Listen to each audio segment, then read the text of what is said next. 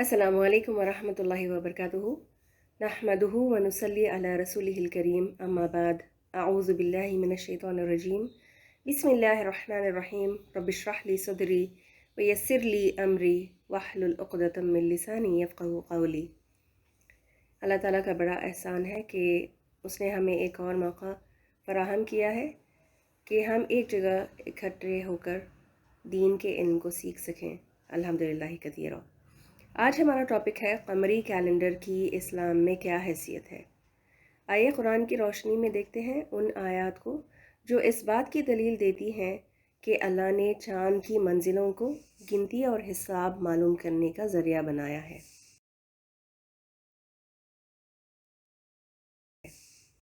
सूरतुल बकरा आयत 189 में इरशाद बारी ताला है, बादा अन अक़ूला अऊज़ु बिल्लाहि मिनश शैतानिर रजीम यसअलूनका अनिल अहिल्ला कुल हिया मवाक़ीतु लिन्नासि वल हज।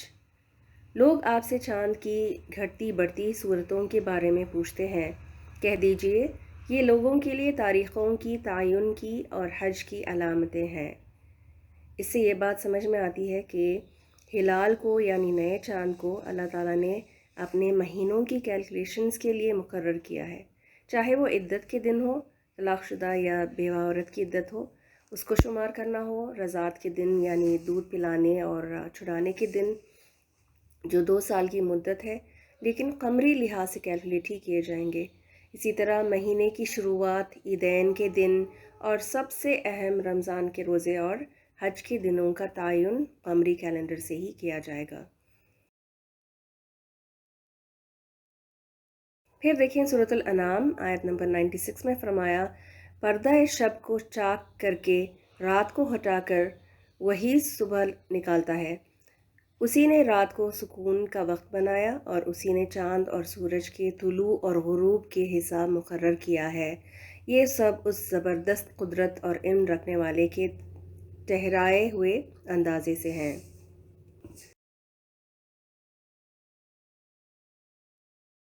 सूरत यूनुस में फरमाया आयत नंबर 5 में, वही है यानी अल्लाह ही है जिसने सूरज को चमकता और रोशन बनाया और चाँद को नूरानी बनाया, और उसी ने चाँद के घटने बढ़ने की मंजिलें ठीक ठाक मुकर्रर कर दी ताकि तुम उससे बरसों और तारीख़ों के हिसाब मालूम करो। अल्लाह ने ये सब कुछ खेल के तौर पर नहीं बल्कि बामकसद बनाया है। वो अपनी निशानियों को खोल खोल कर पेश करता है उन लोगों के लिए जो दानिशमंद हों, जो इल्म रखते हों। इन आयतों का सिर्फ तर्जुमा ही अगर आप गौर से पढ़ें तो बहुत कुछ समझ में आ जाता है।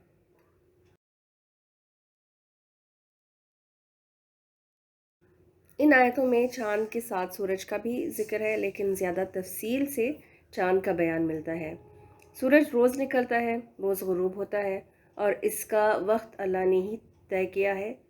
कुछ मुल्कों में सूरज तकरीबन 9 बजे गुरूब होता है, यानी 9 बजे के आसपास मगरिब का वक्त होता है। कुछ इलाक़ों में सूरज 6-6 माह तक तुलू ही नहीं होता और कहीं कहीं पर गुरूब भी नहीं होता। तो ये सब अल्लाह के फ़ैसले होते हैं। कुछ इबादत में हम सूरज के ढलते हुए वक्त को फॉलो करते हैं, और वो कौन कौन सी इबादत हैं जिसमें हम सूरज को फॉलो करते हैं। अपनी रोज़ की 5 वक्त की नमाज़ों में फ़जर सूरज के निकलने से पहले अदा कर लेते हैं और इसी तरह बाकी नमाज़ें अपने अपने औक़ात में पढ़ लेते हैं। नमाज़ों के लिए हम अपने ही इलाक़े का या सूरज का टाइम जो है उस वक्त का स्केड्यूल हम फॉलो करेंगे। इस बात पर डिपेंडेंट नहीं रहते हम कि जब मक्का में नमाज का वक्त होगा तो अपने घर में उसी नमाज को अदा करेंगे। यानी अगर फ़जर अगर हम पढ़ते हैं तो अपने इलाके में सूरज के निकलने से पहले पढ़ लेंगे। हम ये इस बात का इंतज़ार नहीं करेंगे कि अभी मक्का में फ़जर नहीं हुई तो फिर हम फ़जर उस वक्त पर पढ़ेंगे जब मक्का में होगा। ठीक है, तो हम अपने ही इलाके का सूरज के जो ढलने का वक्त होगा तो उसी हिसाब से हम अपनी नमाज़ें भी अदा करते हैं। फिर देखिए रमज़ान में सहरी और इफ्तारी का वक्त कैसे कैलकुलेट किया जाता है। बाकायदा कार्ड छाप कर बांटे जाते हैं अपने इलाके के फ़जर और मगरिब के हिसाब से, और सूरज के तुलू और गुरूब होने के वक्त के बेसिस पर हम अपना रोज़ा इफ्तार कर लेते हैं, और सहरी का वक्त भी इसी तरह से हम तयन या कैलकुलेट करते हैं। इसके बरक्स देखें हिलाल या न्यू मून जो आज का टॉपिक है کہ خبری کیلنڈر جو ہے ہلال کو فالو کرے گا، تو یہ نیو مون مہینے میں صرف ایک بار نظر آتا ہے، تو مہینے کہ جب ہم گنتی کریں گے، کیلکولیٹ کریں گے، تو وہ چاند کے مطابق ہوگا۔ نوٹ کرنے والی بات یہ ہے کہ جب مہینے کو شمار کیا جائے گا تو اپنے علاقے میں چاند دیکھ کر ہی ہوگا اور فالو بھی کیا جائے گا۔ کسی دوسرے ملک میں چاند کا نظر آنا یا نہ آنا اس سے فرق نہیں پڑے گا۔ دیکھیں، سورج بھی ایک ہی ہے ساری دنیا کے لیے، اور چاند بھی ایک۔ اپنے دن کی نمازوں اور سحری افطاری کے اوقات اپنے ایریا میں سورج کے طلوع اور غروب ہونے کے حساب سے کرتے ہیں، تو مہینے کا شروع ہونے اور ختم ہونا اپنے ایریا میں چاند کے نظر آنے سے ہی کرنا چاہیے۔ یہ جب ہم عرفات کا ٹاپک کور کریں گے نا، تو مزید اس میں یہ بات واضح ہو جائے گی۔ احادیث کی روشنی میں کچھ دیکھتے ہیں کہ چاند کے لحاظ سے نبی صلی اللہ علیہ وسلم نے کیا فرمایا۔ حدیث میں نبی صلی اللہ علیہ وسلم نے چاند کو دیکھنے کی بڑی خوبصورت دعا سکھائی ہے، لیکن سورج کے نکلنے کی کوئی دعا نہیں ہے، بلکہ ہمیں منع کیا گیا نماز پڑھنے سے جس وقت عین زوال کا وقت اور سن رائز اور سن سیٹ کا وقت ہوتا ہے، کیونکہ اس وقت مشرق سورج کی پرستش اور پوجا کرتے ہیں، اور ان کی مشابہت سے ہمیں روکا گیا ہے۔ اب آپ یہ سوچ رہے ہوں گے کہ کہیں شمسی یعنی سولار کیلنڈر کو فالو کرنا ممنوع تو نہیں ہے؟ جی نہیں ہے۔ ہم اپنے کام کاروبار وغیرہ کے لیے شمسی کیلنڈر، جو انگریزی جنوری ٹو دسمبر والا کیلنڈر ہے نا، تو اس کو یوز کر سکتے ہیں، لیکن عبادات سے تعلق رکھنے والے امور جو ہیں شریعت کے احکاموں میں قمری یعنی لونار کیلنڈر کو ہی فالو کیا جائے گا۔ لونر کیلنڈر کو ہجری یا اسلامی کیلنڈر کے نام سے بھی جانا جاتا ہے۔ شمسی اور قمری میں دو بڑے جو فرق ہمیں ملتے ہیں وہ یہ کہ شمسی کیلنڈر کے ایک سال میں 365 ڈیز ہوتے ہیں یا 366 ڈیز ہو جاتے ہیں جب لیپ ایئر ہوتا ہے، اور قمری کیلنڈر میں ہمیشہ اس سے 10 دن کم ہوتے ہیں۔ یہ پہلا فرق ہے۔ اگر آپ کی عمر 36 ایئرز ہے سولار کیلنڈر کے لحاظ سے، تو قمری کے لحاظ سے آپ 37 کی ہو چکی ہیں، کیونکہ سال جلدی ختم ہو جائے گا نا قمری میں، تو ہر 36 ایئرز میں ایک سال کا اضافہ ہوگا اور وہ ایڈ ہوتا جائے گا آٹومیٹکلی ہر 36 ایئرز میں۔ پھر دوسرا فرق یہ ہے کہ موسم جو مہینوں کے ساتھ فکسڈ ہوتے ہیں شمسی کیلنڈر میں، وہ قمری میں فکسڈ نہیں ہوتے، بدلتے رہتے ہیں۔ اسی لیے رمضان اور حج کبھی ٹھنڈی میں ونٹرز میں آتے ہیں، تو کبھی سخت گرمیوں میں پیک سمرز میں، جس سے لوگ پریشان رہتے ہیں کہ ہائے اب کیسے روزہ ہوگا، کیسے گزاریں گے، ایک تو لمبے لمبے دن اور اوپر سے شدید گرمی میں پیاس کو برداشت کرنا ہوگا۔ لیکن اللہ چاہتا ہے کہ ہر موسم میں ہم اس کی عبادت کرتے رہیں، تو یہ دن پھیر پھیر کر لاتا ہے اللہ۔ اگر ہم سورۃ البقرہ کی اس آیت پر غور کریں جو آج کا اصل موضوع ہے، تو ایک اہم بات پتہ چلتی ہے۔ لوگ آپ سے ہلال کے بارے میں پوچھتے ہیں، آپ کہہ دیجئے لوگوں کے لیے تاریخوں کی تعین یعنی تاریخوں کو ڈٹرمن کیلکولیٹ کرنے کے لیے اور حج کے ایام معلوم کرنے کی علامتیں ہیں۔ اس میں حج کا ذکر بالخصوص الگ سے مینشن ہوا ہے، ورنہ بات تو اس کے بغیر بھی پوری ہو رہی تھی کہ ہلال وقت کا تعین کرنے کی نشانی ہے۔ بات یہ ہے کہ حج کا ذکر الگ سے اس لیے ہے کیونکہ حج ایک فرض عبادت ہے۔ اسلام میں 5 بنیادی ارکان میں سے ایک رکن ہے۔ باقی 4 کون سے ہیں؟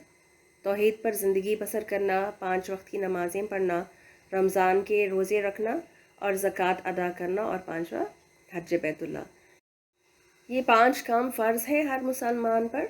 ان میں زکوٰۃ اور حج حسب استطاعت لوگ ادا کریں گے۔ حج جو ہے وہ صاحب حیثیت اور طاقت پر زندگی میں صرف ایک بار فرض ہے۔ اگر ہمارے فرض روزے چھوٹ جائیں تو دوسرے دنوں میں اس کو پورے کر سکتے ہیں۔ اسی طرح نماز اور زکوٰۃ کا معاملہ بھی ہے، لیکن حج کرنے کے لیے انسان بڑی جد و جہد کے ساتھ اپنی زندگی کی جمع پونجی کو، اپنی ہارڈ ارن سیونگز کو خرچ کر کے یہ فریضہ ادا کرتا ہے، اور یہ کوئی معمولی بات نہیں ہے۔ اپنا سارا سرمایہ ایک ایسے سفر میں لگانے کے لیے بہت بڑا دل چاہیے ہوتا ہے۔ پھر دیکھیں، حج صرف ذوالحجہ کے مہینے میں ہی کیا جا سکتا ہے اور صرف سعودی عربیہ مکہ جا کر ادا ہو سکتا ہے۔ دوسرے فرائض ہم گھر بیٹھ کر کرتے ہیں، لیکن حج بہت خاص عبادت ہے جس میں انسان اپنے گھر کا آرام اور عیش و عشرت کو قربان کر کے، اپنا مال سارا خرچ کر کے، اپنا وقت لگا کر حج ادا کرنے کے لیے نکلتا ہے۔ اللہ اپنے بندے کی اس کوشش اور محنت کو، اس کے اس جذبے کو ضائع نہیں کرنا چاہتا، اسی لیے خاص تاکید کر دی اللہ نے کہ حج کو اپنے صحیح وقت پر، جگہ پر ادا کرنے کے لیے چاند دیکھ کر مہینے کی گنتی ٹھیک ٹھاک رکھو۔ نبی صلی اللہ علیہ وسلم نے فرمایا کہ وقوف عرفات ہی حج ہے۔ اس کا کیا مطلب ہوا؟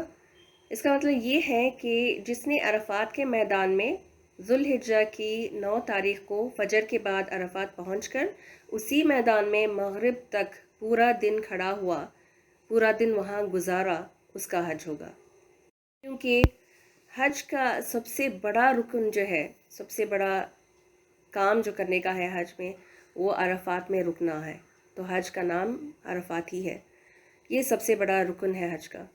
جو عرفات نہیں پہنچ پایا ان کا حج نہیں ہوگا، اور جو عرفات کے حدود کے باہر کھڑے ہوئے، عرفات کی باؤنڈری کے باہر، جیسے وہ مسجد ہے، مسجد نمرہ، تو اگر وہاں پر اس کے بعد والے علاقے میں کوئی جا کر رکتا ہے تو پھر اس کا بھی حج نہیں ہوگا۔ یہ میں اپنی طرف سے نہیں کہہ رہی، یہ فقہ کے اصولوں میں ہے لکھا ہوا، اور جو لوگ عرفات دیکھا ہوا ہے تو وہاں بڑے بڑے سائن بورڈز بھی لگے ہیں کہ عرفات اینڈز ہیئر، یہ والی نشانی والا بورڈ وہاں پر ملے گا کہ Arafat starts over here and ends here والا بورڈ۔ تو عرفات کے میدان میں ہونا بہت زیادہ ضروری ہے حج کے لیے۔ سوچیں ذرا، اتنی بھاگ دوڑ کرنے کے بعد اگر کوئی عرفات نہ پہنچ سکا تو کتنے افسوس کی بات ہے۔ آپ کو لگ رہا ہوگا کہ کیوں نہیں پہنچ پائیں گے، گئے تو حج ہی کے لیے ہیں، تو عرفات والے دن کیوں نہیں ہوں گے وہاں۔ ان دنوں فلائٹس نہیں ہوتی تھی، لوگ مہینے بھر سفر کر کے صحرا میں خشکی کا سفر اور سمندر کا سفر طے کر کے پہنچتے تھے مکہ، اور یہ بہت مشکل بات ہوتی تھی کہ صحرا میں دیکھیے ریت جو ہوتی ہے نا، ڈیزرٹ جہاں پر ہوتا ہے، ڈیزرٹ علاقہ، تو یہاں پر چلنا، پیدل چلنا بھی بہت مشکل ہے، اور اونٹوں پر بھی چلنا، اس لیے کہ جب آپ پیر رکھتے ہیں تو پھر آپ کا پیر دھنس جاتا ہے اس میں سینڈ کے اندر، تو یہ بہت مشکل سفر ہوتا تھا۔ یا پھر پہاڑی علاقے بہت زیادہ ہوتے تو پھر اس کو طے کرنا، اس کے وادیوں کے بیچ میں سے نکلنا، تو یہ سب کچھ بہت مشکل ہوتا تھا اور بہت لمبا سفر ہوتا تھا۔ تو کیا پھر ضروری نہیں تھا کہ پہلے سے اللہ آگاہ کر دیتا ان لوگوں کو؟ اسی لیے حج کا ذکر اللہ نے بھرپور تاکید کے ساتھ الگ سے اس کا ذکر کیا ہے۔ لیکن آج اس کا کیا فائدہ ہے؟ آپ یہی سوچ رہے ہوں گے نا کہ آج کل تو 24 گھنٹوں کے اندر اپنی منزل پر پہنچ جاتے ہیں لوگ، تو آج اس کا کیا فائدہ ہوگا اگر اس طرح سے پہلے سے آگاہ کرنا؟ میں کہوں تو آج زیادہ الجھن ہوتی ہے۔ پتہ ہے کیوں؟ کیونکہ کچھ لوگوں کو اتنی زیادہ چھٹی نہیں ملتی، تو جو نوکری پیشہ لوگ ہوتے ہیں یا پھر جو ریزیڈنٹس ہیں سعودی میں ہی رہنے والے، تو وہ بالکل حج کے قریب والے دنوں میں ٹریول کرتے ہیں، اپنی بکنگ کراتے ہیں، یہ سوچ کر کہ فلائٹ سے ہی جانا ہے نا تو پہنچ ہی جائیں گے۔ اور جو لوگ پہلے سے ہی اپنی بکنگ کرا لیتے ہیں لیکن کسی وجہ سے ان کی فلائٹ چھوٹ جائے خدا نخواستہ، تو دوبارہ سیٹ ملنا اگلی فلائٹ میں بہت مشکل ہوتا ہے، کیونکہ حج کے دنوں میں فلائٹس فل جاتی ہیں یوزلی حاجیوں کو لے کر، تو عین وقت پر پرابلم ہو سکتی ہے۔ سفر کے دوران پیش آنے والی ناگوار حالات جو لوگ بیان کرتے ہیں کہ کبھی ڈیٹس کی کنفیوژن بھی ہو جاتی ہے، ٹکٹس پر لکھی ہوئی ڈیٹس جو ہے نا، اس میں ڈپارچر ڈیٹ جو ہے اور ٹائم اپنے ملک کا ہوتا ہے، اور ارائیول ڈیٹ اور ٹائم جو ہے وہ مکہ کلاک کے حساب سے، اسپیشلی جو ویسٹ سے آتے ہیں لوگ تو ان کا ٹائم زون کے فرق سے کنفیوژن ہو سکتی ہے اور فلائٹ مس ہونے کے چانسز زیادہ ہوتے ہیں، اور کبھی یہ ہوتا ہے کہ فلائٹ ڈیلے ہو جائے یا پھر پوسٹ پون اگر ہو جاتا ہے تو پھر بھی وقت پر مشقت کے ساتھ پہنچتے ہیں لوگ۔ ساری بات کا خلاصہ یہ ہے کہ لوگوں کی آسانی کے لیے اور ٹھیک پلاننگ کے لیے اللہ تعالیٰ نے ہلال کو بیان کرتے ہوئے حج کا خاص طور پر الگ سے ذکر فرما دیا۔ چلیں آج یہاں تک رکھتے ہیں، ہمارا ٹائم آج کا پورا ہو رہا ہے۔ انشاءاللہ اگلے سیشن میں ایک نئی بات لے کر جلد حاضر ہوں گے۔ اس دوران اپنی نیکیوں کو جاری رکھیے اور تسبیح، تحلیل، تحمید اور تکبیرات کو بھی پڑھتے رہنا نہ بھولیں۔ سبحانک اللہم و بحمدک، نشہد ان لا الہ الا انت، نستغفرک و نتوب الیک۔ السلام علیکم ورحمۃ اللہ وبرکاتہ۔